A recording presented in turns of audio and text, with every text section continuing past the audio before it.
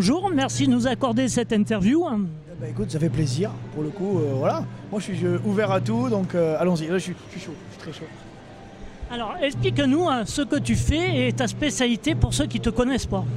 Alors moi je suis depuis très longtemps, trop longtemps même, voilà, magicien.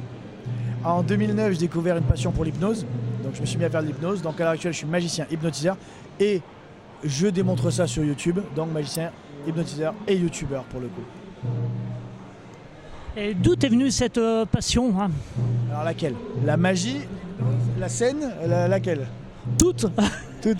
La scène, je sais pas, j'avais un oncle qui était beaucoup sur scène, qui faisait DJ, qui faisait un peu animateur de soirée, tout ça, le week-end.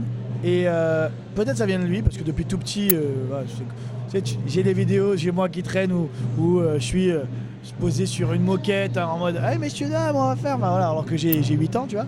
Donc la passion pour la scène, toujours faire le guignol quoi, tout simplement.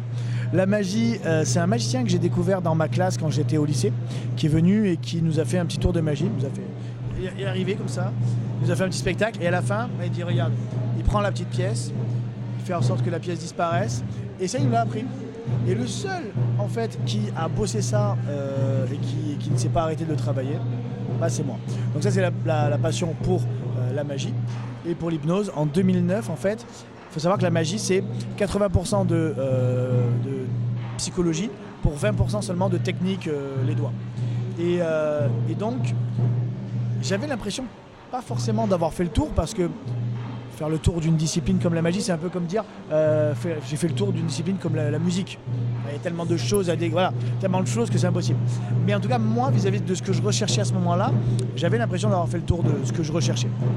Et à ce moment-là, je découvre l'hypnose. Et comme moi, ce qui me plaisait dans la magie, c'était les 80% de psychologie, avec l'hypnose, on est dans le 100% de psychologie. Donc, j'ai adhéré direct. T'imagines? Là, tout à l'heure, j'ai fait disparaître une pièce. Mais en hypnose, je peux l'avoir sur le bout des doigts, induire aux gens qu'ils ne la voient plus et ils ne la voient plus. Donc j'ai fait de la magie, mais tu vois, ça va tellement loin quoi. C'est notre approche de la magie. C'est quelque part, même si ça n'a rien à voir avec la magie, puisque la magie c'est truqué, on le sait, tout le monde le sait, alors que l'hypnose c'est que de la science, donc ça c'est la grosse différence. Mais en tout cas visuellement, effectivement, quand je fais de l'hypnose, j'ai l'impression d'avoir un pouvoir.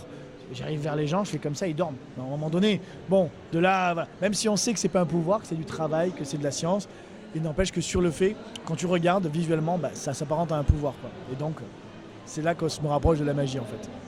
Ce que je trouve incroyable, c'est que par exemple, le coup du jeton que tu as fait disparaître devant nous, je suis à côté de toi et j'ai rien vu. Donc je suppose que c'est des heures et des heures de travail pour arriver à un tel résultat.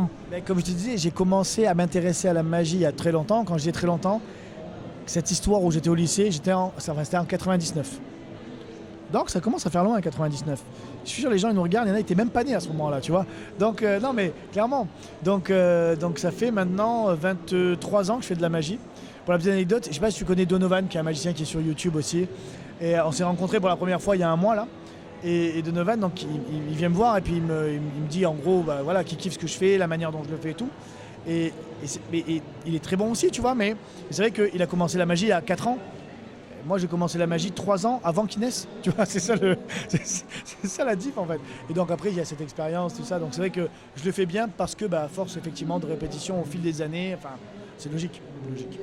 Au niveau de la magie, tu nous as montré un tour de passe-passe, mais est-ce que tu fais des tours qui sont un petit peu plus gros, comme par exemple la femme coupée en deux, ce genre de truc, ou c'est pas ce type de magie que tu fais Alors une fois j'ai fait la femme coupée en deux sur ma belle-mère, on l'a jamais retrouvée, ça c'est cool. Non, non, mais alors j'ai fait, on va dire de manière alimentaire. C'est vrai que quand on est magicien, il y a le côté tu te fais plaisir sur scène.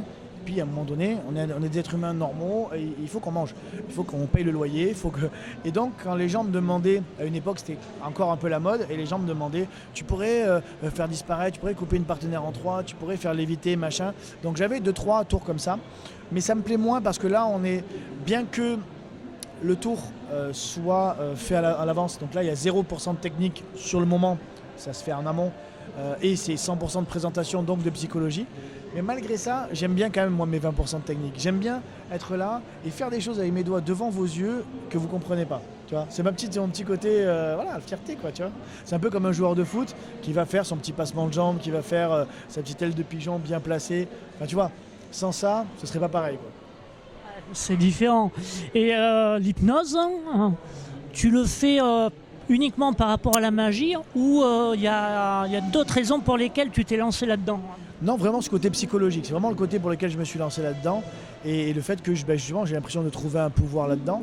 Après, je fais pas d'hypnose thérapeutique pour le coup, j'en ai fait, mais c'est vrai que quand j'ai commencé à faire de l'hypnose, j'avais 0 abonnés, personne ne me connaissait, puisque j'ai commencé en 2009 et j'ai commencé YouTube en 2017, donc tu vois, j'ai le temps. Mais après, c'est vrai qu'à partir de 2017, j'ai vraiment arrêté parce que rapidement, tu es à 10 000 abonnés, puis 50 000, puis 100 000. Et là, tu te dis, mais si je fais arrêter de fumer tous les gens qui me demandent, ils sont de plus en plus nombreux à me demander en fait. Et je peux plus, j'ai plus le temps, rien que là. Enfin, ma vie, elle est folle en ce moment et je kiffe. Hein. Mais hier matin, je me suis réveillé à Paris. Hier soir, j'étais au Vélodrome. Et ce matin, je suis ici avec vous, tu vois. Donc ma vie est un peu folle. Donc si en plus là-dedans, tu rajoutes des gens qui veulent faire enlever des phobies ou des addictions au tabac ou autre, j'ai plus de vie. Hein. Je peux plus.